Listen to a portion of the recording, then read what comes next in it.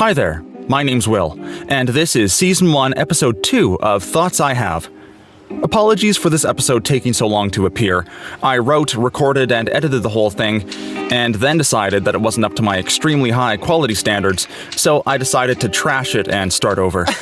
Standards? What standards? Hey, stop laughing! Anyway, here's the disclaimer. The thoughts and opinions that are expressed on this channel are mine, so please think about that before you smash your keyboard to smithereens. Thanks. Alright, now let's get down to business. In this episode, I'm going to be talking about a topic so large it's part of the reason I'm doing this episode again. The misinformation age, gullibility, and what to do about them. Now, I knew I wanted to do an episode about this topic since I had the idea for this channel, but boy oh boy, how little I knew. This subject is like big and really complicated, and it's super hard to write about without putting my foot in my mouth and pissing off half the world's population, so we're gonna try this for a second time and see how we do. When I was a kid, I had a friend who we'll call Peter for the sake of discretion. Now, if Peter was to be believed, he had a life that was straight out of bedknobs and broomsticks. Among his most impressive exploits have to be the time that he found an actual dinosaur egg in the forest, and the time he and his sister converted their living room sofa into a working motorcycle and jumped it up onto the roof of their house. The only problem with these stories was that the supposed couch cycle jump had happened years before I knew him, which would have made him like 3 years old, I might add, and I couldn't see the dinosaur egg because his mother had it under lock and key and had plans for it. I don't know, maybe she wanted to make an omelet. Now, granted, I wasn't that old at the time of hearing these tales. I don't know, maybe I was 5. But I think my response to them must have set a precedent for the rest of my life because, to this day, I still have a habit of believing whatever people tell me. Look behind you! Huh? Oh, yeah, funny. Very funny. Anyway, another example of my gullible nature was when I discovered the documentary Dragons, a fantasy made real. It's about this scientific team that finds a dragon frozen in ice and, from that one bloody body, somehow pieces together the entire history of the draconic species, which is, notably, really stupid, but you know what? 8-year-old me thought that it was brilliant. As soon as my mother got home, I didn't hesitate to tell her all about how dragons were real all along, and how they actually breathed fire, and then, it's a docufiction. Fiction. Fake. I cried some very real tears that day. Thankfully, it seems that I'm not the only gullible one walking around on the mud ball called Earth. Just take a look at any of the cryptid stories. For example, the Jersey Devil. You know, that thing that looks like an anorexic goat back in that 1909 newspaper sketch? It apparently came into existence in 1735 when Mother Leeds gave birth to the thing in the middle of the untamed New Jersey wilderness. One version of the tale says that it came out looking like a normal kid, but then grew faster than Jack's beanstalk and turned into a monster with a horse's head, a snake-like body, and bat wings. Then it shot up the chimney faster than you can say, "You haven't been vaccinated yet," and vanished into the night. Now, it's worth noting that this particular story is impossible because the woman's purported husband and father of the creature, Daniel Leeds, died some 15 years earlier, so unless the monster was fermenting like a fine wine for 15 years before finally deciding to become a tourist attraction, or Mrs. Leeds was being way more promiscuous than everyone thought, she couldn't have been pregnant, and thus, the creature couldn't have existed. Then in 1909, the monster made a reappearance and began to wreak havoc on the poor populace.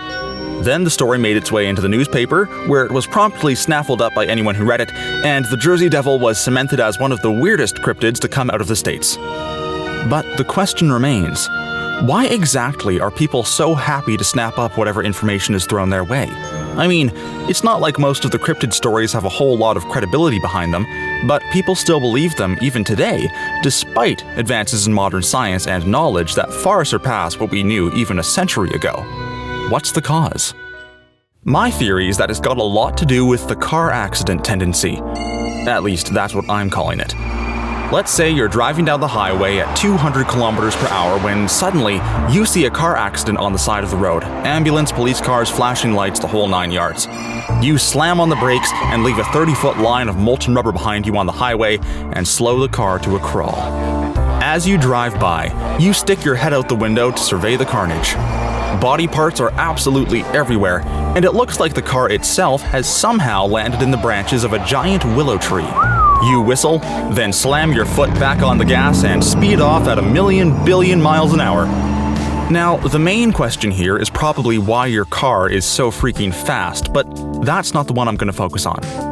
The question I'm focusing on is, why do you, and so many other people, slow down to look at a car accident?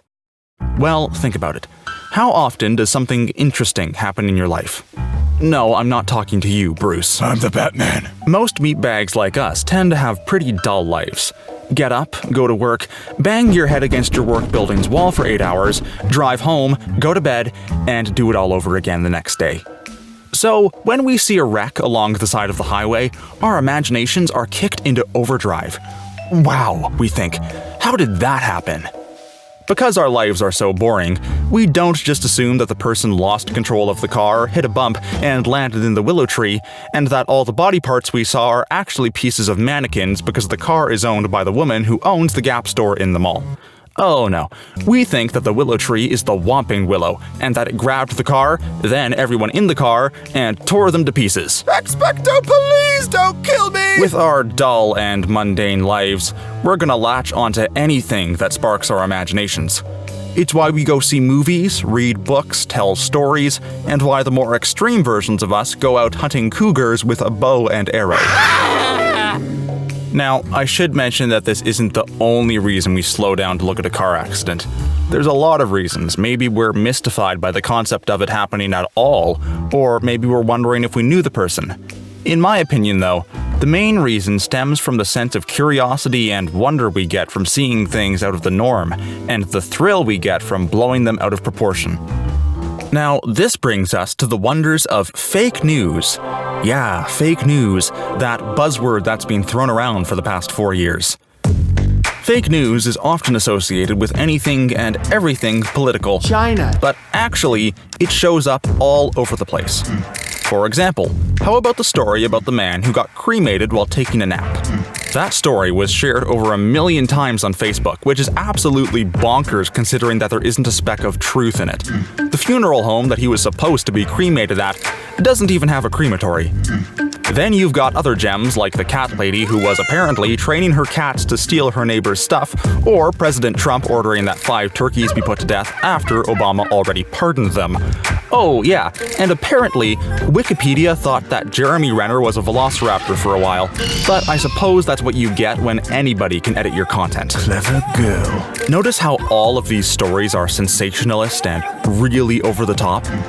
They get people's attention, just like the car accident. Sadly, fake news has been and is used for far more harmful purposes. In 2018, there was a post on Facebook that claimed that the Muslim minority in Sri Lanka was hoarding sterilization pills that would be used against the Buddhist majority. Shortly after, over a 3-day period, a Buddhist mob went to Muslim settlements and set them on fire, beat people, and even burned one man alive. All of that from a single post on social media, and it wasn't even true. The thing is, it wasn't just the story on Facebook that started the incident. People had to read that post. They had to see it and share it. They had to talk about it and make plans around it. Just like Vladimir Lenin said, a lie told often enough becomes the truth. Except Lenin doesn't actually deserve the credit for that quote because it was originally penned by Isabella Blagden back in 1865 in a book she wrote called The Crown of Life, which just proves the freaking point. If you look up that quote, the majority of the time it's going to be attributed to Lenin as the original person to have said it, which is precisely why it's attributed to him. A lie told enough times becomes the truth. The first monkey people to exist a few million years ago had a very important job. They had to pass on information that was accurate to the next generation. Otherwise, they probably wouldn't live too long. Fire is hot, water is full of monsters, public speaking will literally eat you alive. That kind of stuff. But I mean, not everybody is going to be totally truthful, are they? Well, no. But if early humanity was only comprised of liars, well, we probably wouldn't be here because we'd all have been convinced that if we just believed hard enough, we actually could fly after all, and there'd be a bunch of Australopithecus corpses at the bottom of the Grand Canyon. Now, that's not to say that my group of monkey people wouldn't lie to your group of monkey people. I mean, after all, you're strangers. Who cares about strangers? For all my group cared, your weird cowboy hat-wearing monkeys could go jump off a cliff. Yeehaw! But think about it. Is the world today all that different? I mean, most people are strangers, right? And because the internet is so impersonal and without feeling, it's pretty bloody easy to share a story about some gray aliens hosting a cookout and not feel bad about it. I mean, who cares? We don't know these people, so it doesn't really matter, right? Well, I'd argue that it actually does matter, and that it matters a lot. There are something like 3.2 billion people on the internet, and those 3.2 billion people produce an estimated 2.5 billion bytes of data every single day. That's 2,500,000 terabytes. That is a lot of data. But the problem is that, out of all of that information, not a whole lot of it is, well, thought out. Like, at all. An angry tweet here, a story that someone heard that he said that she said that the troll under the bridge said there. It's an absolute mess, and it's only getting worse. Not even information that comes directly from the source is reliable anymore because of things like deepfake videos and audio. The problem is that there's a belief that's hovering over the head of society right now like a thundercloud with a frowny face. I'm really angsty and hormonal. It's the idea that any opinion / belief / viewpoint / interpretation that can be had is valid because it's impossible to prove otherwise. For example, I could have the belief that Australia doesn't exist. I could be shown video, photo, and physical evidence, but no matter what you do, I'm not going to believe it exists because everything you're showing me could be faked. And even if you brought me there, I still might not believe you because maybe it's a simulation and you're just trying to push your socioeconomic / socio-political agenda on me. Do you take the red pill or the blue pill? So, even me saying that the post that incited the Sri Lanka incident was fake doesn't mean anything because maybe it wasn't fake. As long as there's someone out there who believes it was true, then, by modern logic, it could have been true. Now, I mean, fair enough. Everyone's entitled to their own opinions. However, if one opinion can't be held above another in terms of its validity, anything goes. As soon as we start saying that everyone's viewpoint is valid and accurate, we've fallen down the rabbit hole into Wonderland. Well, happy unbirthday to me! Up is down is up, and your insides are actually outside because some dude on the street said so, and you can't prove him wrong because his opinion isn't any less valid than your own. Not only that, but it becomes possible that Peter actually did convert his couch into a motorcycle and jump it onto his house at age 3, and that he did find a dinosaur egg, and that velociraptors were smart enough to open doors. And in addition to all of this, we also have the problem of the echo chamber.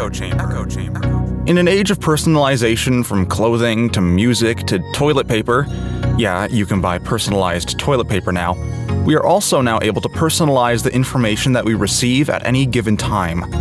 The problem? Well, we may choose to stop hearing different opinions, only choosing to hear the opinions that we agree with. This results in what is known as groupthink, which Merriam-Webster defines as a pattern of thought characterized by self-deception, forced manufacture of consent, and conformity to group values and ethics. Or, in other words, we become so attached to opinions and beliefs that are similar to our own that we begin to deceive ourselves into sticking with our current belief system even when there is information to the contrary directly in front of us. So far as I can tell, this is yet another relic of our ancient ancestors. Back then, it was either get along with your group or get kicked out on your butt and fend for yourself in the purple people-eater-infested jungle. So naturally, we're going to want to conform to the group and surround ourselves with opinions like our own because it makes us feel safe. I'm not saying that a person is bad for doing this, it's only natural. I just think it's dangerous. There's a high chance that at some point, you've watched a debate video where the person losing the debate gets angry, often starts throwing some insults around, and then storms off. That's a potential symptom of groupthink, and it prevents intelligent discourse that could actually lead to problems getting solved. For example, if nuclear war happened, but we could have prevented it if some politician could have just been open-minded enough to see things another way, but instead, he held on to his opinion because he didn't want to back down from what his party believed, I'd be pretty sad. That's why I think groupthink and the echo chamber are dangerous. When we pair all of this stuff with the fact that humans are naturally gullible/sensationalist and looking for something to stir the pot, the end result is that we all end up being unsure of ourselves and our beliefs because there isn't any solid ground for us to call home. That in turn leads to depression and anxiety, which leads to higher levels of stress, which leads to higher levels of chronic illness, which leads to higher mortality rates. But what's the fix? What can we do about this?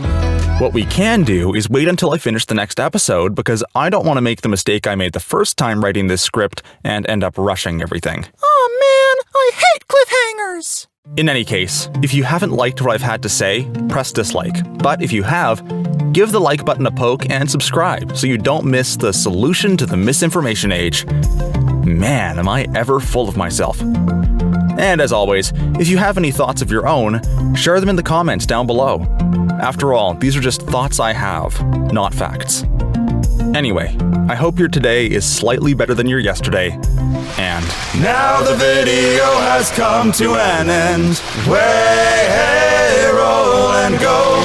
Thank you for watching, and please come again to be rollicking randy dandy-o. okay, I'm done. Bye.